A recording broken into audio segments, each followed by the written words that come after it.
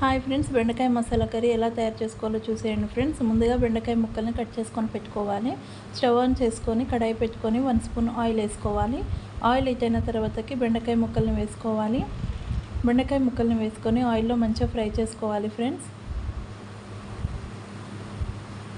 చూడండి ఫ్రెండ్స్, మనకి ఇక్కడ బెండకాయ ముక్కలు అనేది ఫ్రై అయిపోయాయి. ఇప్పుడు ఒక ప్లేట్లోకి తీసేసుకుందాము. ఇప్పుడు అదే కడాయిలో 1 స్పూన్ ఆయిల్ వేసుకోవాలి. ఆయిల్ హీట్ అయిన తర్వాతకి ఆనియన్స్ని కట్ చేసి వేసుకోవాలి.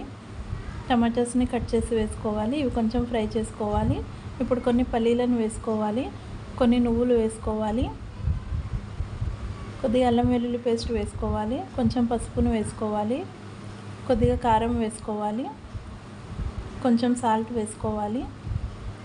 వేసుకొని మంచిగా ఫ్రై చేసుకోవాలి ఫ్రెండ్స్.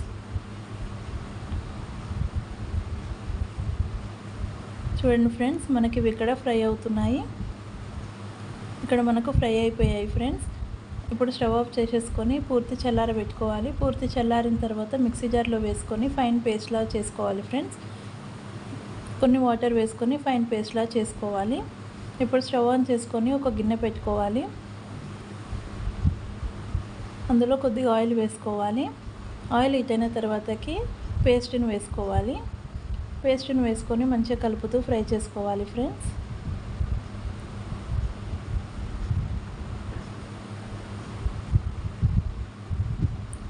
చూడండి ఫ్రెండ్స్, ఇలా మొత్తం ఫ్రై చేసుకోవాలి.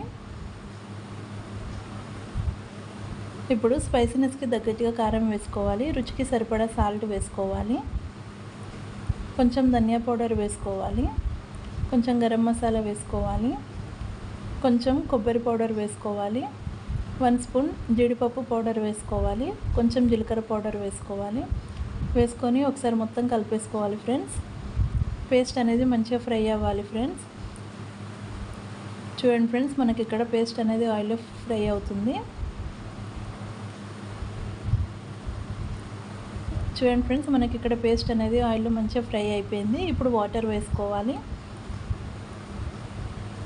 వాటర్ వేసుకొని ఒకసారి మొత్తం కలిపేసుకోవాలి ఫ్రెండ్స్. ఈ పేస్ట్ అనేది మంచిగా ఉడికించుకోవాలి ఫ్రెండ్స్. చూడండి, ఇక్కడ ఉడుకుతుంది కదా. ఇప్పుడు కొద్దిగా కరివేపాకుని వేసుకోవాలి.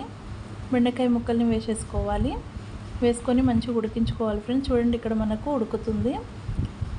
ఇప్పుడు ఫ్లేమ్ సిమ్లో పెట్టుకొని మంచిగా దగ్గరికి అయ్యేంత వరకు ఉడికించుకోవాలి ఫ్రెండ్స్. చూడండి ఫ్రెండ్స్, మనకు బెండకాయ అనేది ఉడికిపోయింది. కర్రీ అనేది దగ్గరికి అయిపోయింది.